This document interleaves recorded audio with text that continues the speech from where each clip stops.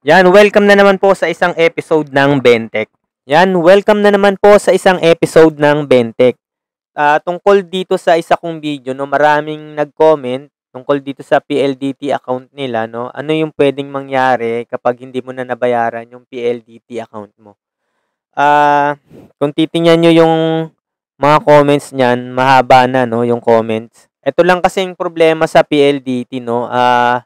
'Di ba may mga pinirmahan kayong ano, minsan kasi hindi na-e-explain yung kontrata, eh.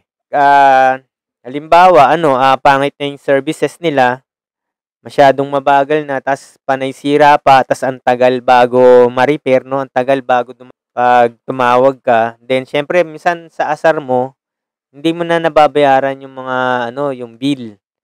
Then, kapag talagang naasar ka pa, hindi mo na siya talaga babayaran. Kaya lang ang problema nito, yung billing niya tuloy-tuloy. Kasi matik na kapag hindi mo siya binayaran, puputulin na ng PLDT yung services nila. Pero yung billing, hindi nila pinuputol yan kasi ang alam ko nasa kontrata yan. Ang problema kapag ano ko sila, nakakontrata ka pa, no, naka-lock-in period ka pa, babayaran mo yung ilang months na services nila bago mo maipakat ng maayos. Pero kung lagpas ka naman dun na sa ano, sa lock-in period 'no, parang 3 years ata, pwede mo nang ipaputol 'yan anytime. Pero hindi ibig sabihin nito kapag kapag pumalya na yung services nila 'no, pangit na yung binibigay sa yung speed, ang tagal mag-repair, hindi mo na lang siya babayaran, kahit tapos na yung contract, hindi pa rin talaga siya mapuputol ng maayos. Kailangan mong mag-submit ng mga documents 'no, ng proof of payment, yung last payment mo. Then may mga document pa 'yan, tapos may ID, then mga ilang ano pa 'yan, siguro mga ilang weeks pa 'yan bago totally maputol. Tapos imo-monitor mo rin kung naputol talaga kasi tuloy-tuloy 'yan kung mag-bill, 'no? Minsan aabot pa 'yan ng magugulat ka 7, 8,000, 16,000 na yung bill mo.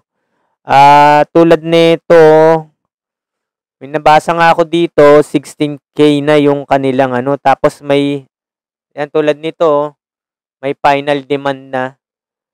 Ayan, tulad nito 'no, yung pong sa'kin bale nasa 12K na 'no, yung babayaran niya, sobrang laki na 'no. Tapos wala namang services, medyo masakit 'yan sa loob talaga.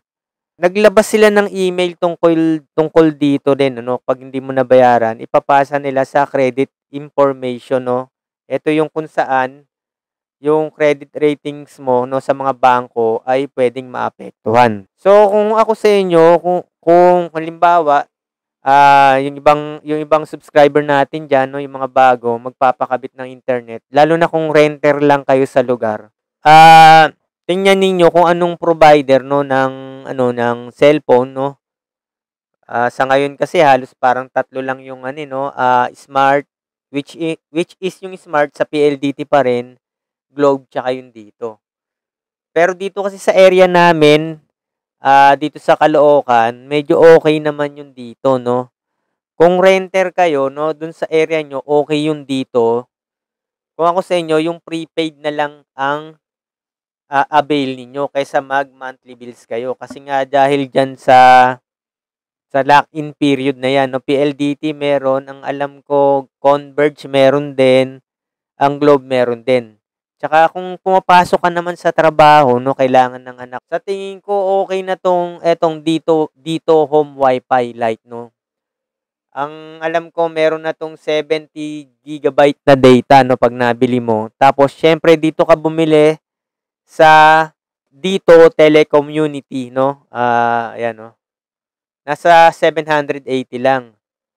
Then, eto maganda dito 'no, yung 30 GB 'no, kung estudyante ka, for 7 days, okay na 'yan 'no, 180 lang. Tapos yung 80 GB, 480, valid na for 30 days.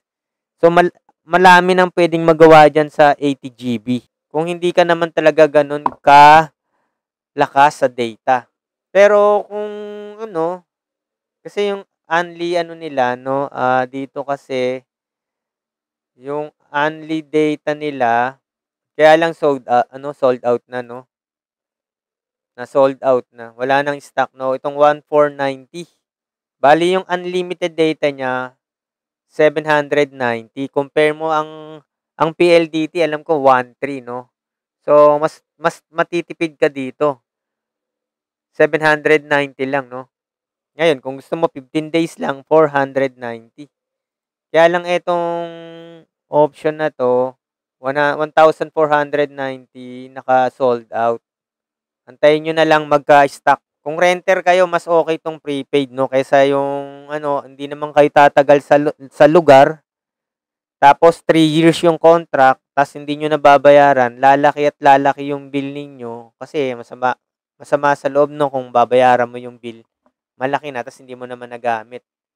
Kaya lang nga kasi may contract 'yan, minsan 'di na natin, binabasa 'yan, eh, 'no, nakakaligtaan natin yung contract. Kaya talagang tuloy-tuloy mag-bill si PLDT, 'yan.